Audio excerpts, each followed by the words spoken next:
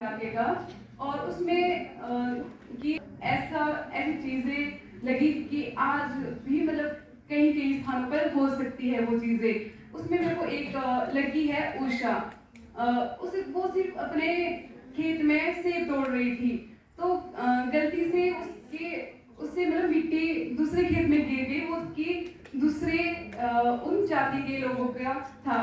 तो वहां पर वो उसका जो लड़का है उनका नाम गगन है, तो वो उसे इतना गुस्सा आता है कि वो उसमें हंसिया लिखा शब्द मतलब कि दराटी मैंने जो समझा उससे उसका बाजू ही काट दिया।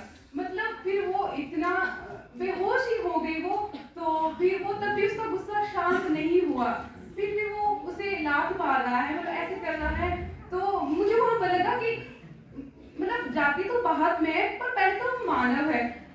जब तक उन्होंने उनको उसके बाद छोड़ा ही नहीं, फिर तब उसके बाद वो चले गए। मतलब इतना ज्यादा प्रभावित हुई मैं कि कहीं कहीं जाएंगे तो मुझे बताना। मतलब वो होता कि ये व्यक्ति कैसे बोलेगा जो कि अपनी लड़की की हालत ऐसी हो चुकी तब भी वो कुछ नहीं बोल पाया। तो उनकी शादी की उम्र बढ़ती रही तो फिर प्रज्ञा के संघर्ष उसके साथ बढ़ते रहे, जो कि मुझे बहुत चुभते हैं, क्योंकि शादी दो लोगों की है तो संघर्ष दो लोगों का होना चाहिए और संघर्ष सिर्फ महिला का है, तो ये बहुत चुभता है। फिर वो दो बच्चा हो जाते हैं, उसके बाद कहते हैं कि दो बेटियां हैं, अब दो बेटियां से तो काम नहीं चलेगा, बेटा चाहिए। फिर वो बेटी से बेटा, तीसरा बेटा उसका हो जाता है, उसकी उम्र 43 हो जाती है। वो करते करते उसका जो उसने करियर परस्यू करना था वो बिल्कुल ही पीछे छूट जाता है। मतलब तो वो बहुत दुख वाला मुझे ऐसा लगता है। जो सत्य शर्मा वसुंधरा जी ने लिखी है उसमें बताते हैं कि कैसे संवेदना की इतनी कमी हो गई है कि कोई किसी की हेल्प भी नहीं करना चाहता। जब कोई रोड पे एक्सीडेंट हो जाता है तो लोग वीडियो बनाने लग जाते हैं, लेकिन हेल्प करने के लिए कोई आगे नहीं आता।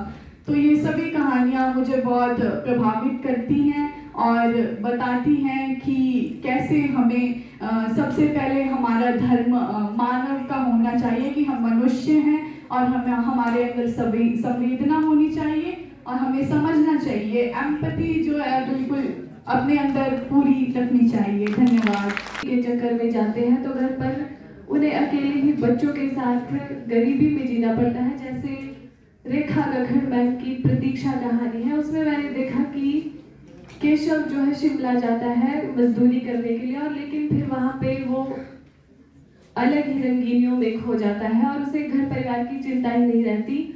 और घर पर सरला 4 बच्चों के साथ गरीबी में बहुत ही मुश्किल से जीती है और बच्चों के सामने अपने माथे पर एक भी शिकन नहीं आने देती, उनको नहीं महसूस करवाती कि मतलब घर में कोई भी परेशानी। महिलाओं की असुरक्षा के बारे में इसमें दिखाया गया है कि कैसे गांव में एक लड़की घर से जंगल तक जाने में भी अपने मन में बहुत ही असुरक्षा महसूस करती है कि दुनिया की अनेक नजरें, विकृत नजरें उसके ऊपर है, और के बारे में बताया गया है।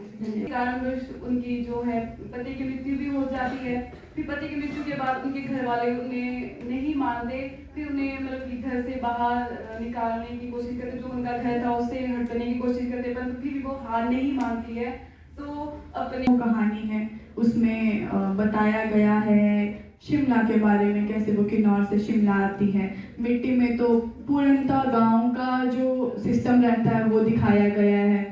फिर संवेदना के पंख में संवेदना पर उन्होंने मतलब कि फोकस किया है।